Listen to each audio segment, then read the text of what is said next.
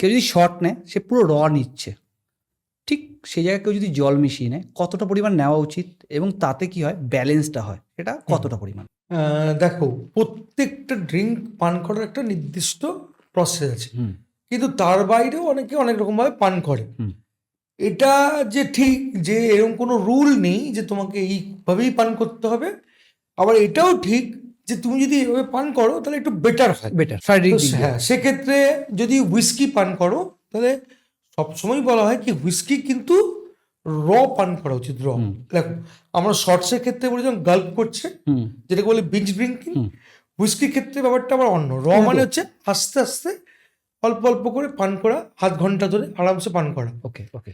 এবার হুইস্কি ওই রটা অনেকে পছন্দ করে না, তার জন্য সামান্য পরিমাণ জল খুব ভালো। ওকে যদি তুমি 60 ml হুইস্কি নাও তাহলে 60 ml জল দিলে বেস্ট। ওকে। কেন? তার কারণ হচ্ছে হুইস্কির মধ্যে অনেক ফ্লেভার থাকে, ওই ফ্লেভারগুলো পাওয়াটা খুব দরকার। কিন্তু তুমি যখন একটা হুইস্কির মধ্যে পুরো জল ঢেলে দিচ্ছ তখন ওই হুইস্কি তার অস্তিত্ব হারাচ্ছে, তার ফ্লেভার, গুণগত মান সব কিছু হারিয়ে ফেলছে। ফলে হুইস্কির যে কোয়ালিটি তুমি কিন্তু বুঝতে পারছো, তুমি পানটা করছো, অ্যালকোহলটা ভেতরে যাচ্ছে কিন্তু মজা আসছে না, তুমি ওই হুইস্কির গুণগত মানটাকে নির্ধারণ করতে পারছো না। তো তুমি যদি একটা সার্টেন অ্যামাউন্ট জল মেশাও তাহলে হুইস্কি একটু ডাইলুট হচ্ছে, পাওয়ারটা একটু কমছে, কিন্তু ফ্লেভারটা পুরো ছড়াচ্ছে না। ফ্লেভারটা এইটুকুনি ছড়াচ্ছে, পুরো ছড়াচ্ছে না। তো সেক্ষেত্রে 60 ml এর সাথে 60 ml জল ইজ দ্য আলটিমেট। ওকে। তারপরও তোমার ড্রিঙ্ক তুমি কিভাবে খাবে সে সম্পূর্ণ তোমার উপর।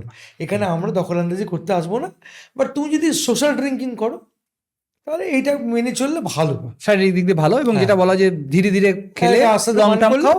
60 ml এর সাথে 60 ml ফ্লেভারটাও পাচ্ছ, হুইস্কির গুণগত মানটাকেও বুঝতে পারছো, জেনুইন জিনিসটা আসছে, এটা বেস্ট ওয়ে। সম্পূর্ণ পডকাস্টটি দেখতে ডিসক্রিপশন দেওয়া লিঙ্কে ক্লিক করুন অথবা রিপন টক্স ইউটিউব চ্যানেলে ভিজিট করুন।